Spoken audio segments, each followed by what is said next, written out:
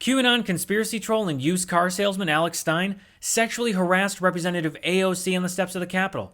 He filmed the harassment and posted it to his social media accounts, but now he's complaining that he's being canceled by the lamestream media.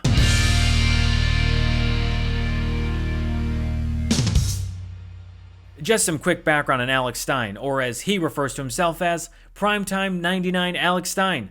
He comes from a wealthy part of Dallas, Texas called Highland Park, where most of Stein's high school classmates found him annoying, immature, and, you guessed it, desperate for attention. Anyway, I'm sure most of you by now have seen the video of Stein sexually harassing AOC on the Capitol steps, but if you haven't, here it is. AOC, my favorite big booty Latina. I love you, AOC. You're my favorite.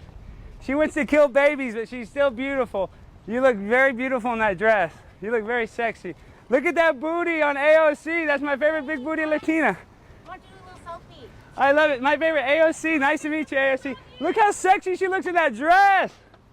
Woo, I love it, AOC. Hot, hot, hot like a tamale. Well, I guess if anyone out there is casting for the role of catcalling construction worker, you know who to call. But seriously though, as someone from the Hispanic community, I find this behavior incredibly offensive. It's not only racist, but also sexist. Whatever your political affiliation or personal opinion of AOC is, I hope we can agree that someone calling a woman their favorite big booty Latina is both insulting and disrespectful, especially when they're accusing said woman of wanting to kill babies. And to the white dudes out there saying, it's just a joke, don't be so sensitive. Well, then I'm sure you wouldn't mind women joking about your little bit of weenus, right? Here's the thing, comedians like Stein are not funny. Their go-to comedy routine is to punch down and target marginal groups for a cheap laugh. The legendary comedian George Carlin said it best. I think his core audience are young white males who are threatened by these groups. I think a lot of these guys aren't sure of their manhood because that's a problem when you're going in through adolescence. You know, am I really? Could I be? I hope I'm not one of them. And the women who assert themselves and are competent are a threat to these men, and so are immigrants in terms of jobs. After the harassment on the Capitol steps, Stein started going on a right-wing media tour to defend his lewd behavior. And one of the stops was Marjorie Taylor Greene's podcast, which makes total sense since Greene is obsessed with AOC. Great. So AOC, who was very upset, you know, you're a comedian, you're doing what you do, saying things are actually quite the compliments. I was complimenting. She's Jenny from the block. I mean, J-Lo is known for her voluptuous derriere, and all I was trying to do is say, you look great. I don't know why. And I'm in Texas, and you're in Georgia, so we have Southern hospitality. Right. That's how we talk. You're a beautiful lady. You are a very beautiful lady, and I don't mean that anything sexual. I'm just saying, I'm just commenting on your beauty. I don't think that for me is some sort of negative thing, but they live in a society where compliments are bigotry and based in racism and hate. It is. It's terrible. But in how we feel in our culture, where we believe in two genders. Yeah, male, no, there's 17 female. Actually now. No. That's what some people say. I know, it's insane. But no, it's. I think women should be confident, and if a man gives you a compliment, a woman can say thank you. That's a good thing. Say thank you. Or if she's going up the stairs and someone's yelling stuff at her, she can just wave and go on. Yeah. And not go into full outrage. Wait, what was that? Say thank you. Or, if she's going up the stairs and someone's yelling stuff at her, she can just wave and go on and not go into full outrage. So AOC feels uncomfortable and unsafe, and Marjorie Taylor Greene, a fellow Congresswoman, responds by saying that AOC should take Stein's gross behavior as a compliment and say thank you.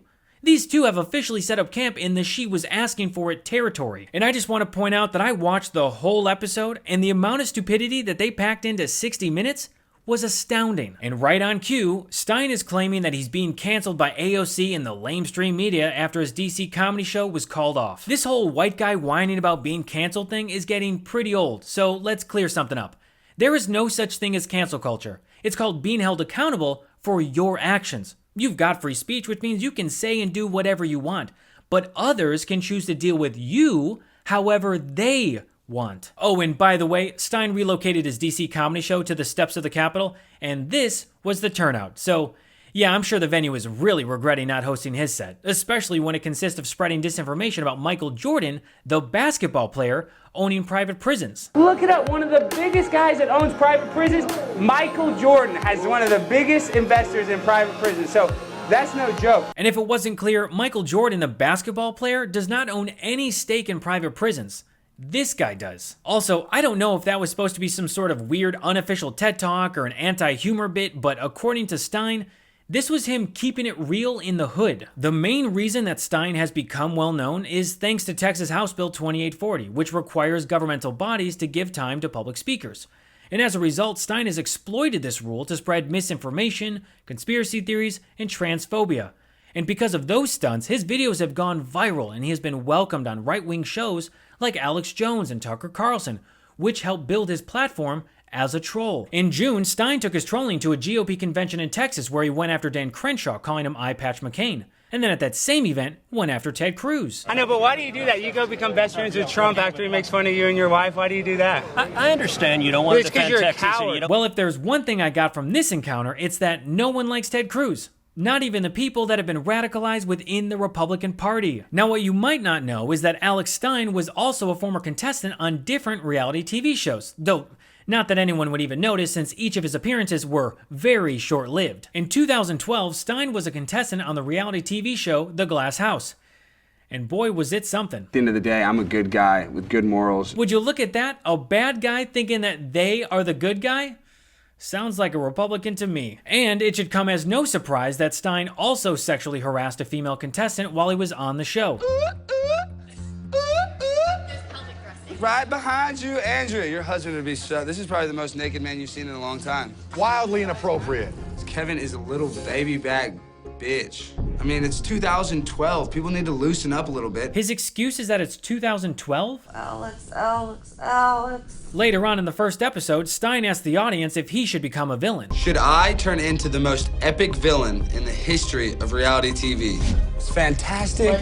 However, Stein was so bad at playing a villain that he served no purpose. He just annoyed everyone, and by the end of the first episode, almost every contestant voted him off the show. Now at this point, Stein and another contestant have been sent to the elimination round.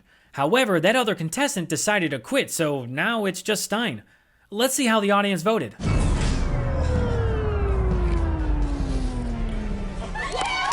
Imagine being overwhelmingly voted off by the other contestants, your opponent in the elimination round quits, and the audience still doesn't want you to be on the show. And don't forget, this is the very same audience who told Stein that he should become a villain.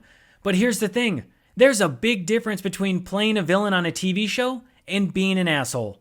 No one wants to watch an asshole. I'm sure if Alex Stein was asked, he would defend all of his past and present behavior as him just playing a character.